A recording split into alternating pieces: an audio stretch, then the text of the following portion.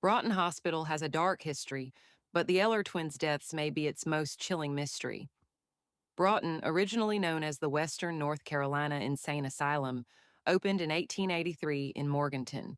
Back then, these institutions were harsh places, with little understanding of mental illness and even less compassion.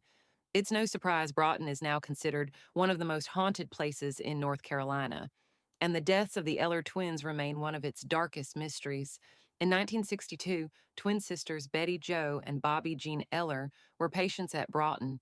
The 31-year-olds were diagnosed with schizophrenia, and they were deeply inseparably connected. Doctors believed one had a dangerous influence on the other, so they made a difficult decision to separate the sisters into different wards. But just days later, tragedy struck. Betty Jo was found dead in her bed. Within an hour, Bobby Jean was too. No injuries, no evidence of self-harm. Toxicology came back clean. State investigators and even the FBI looked into the deaths, but no answers came. Their official cause of death was listed as ill-defined and unknown cause of morbidity and mortality. The local coroner wondered, could the sisters have willed themselves to die together? Patients and staff claim the sisters never left. In the ward where Bobby Jean died, some report a glowing blue orb flickering at night.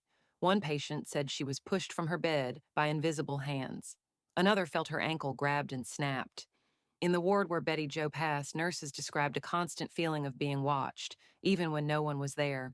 Some believe the sisters are still wandering the halls, desperately trying to reunite.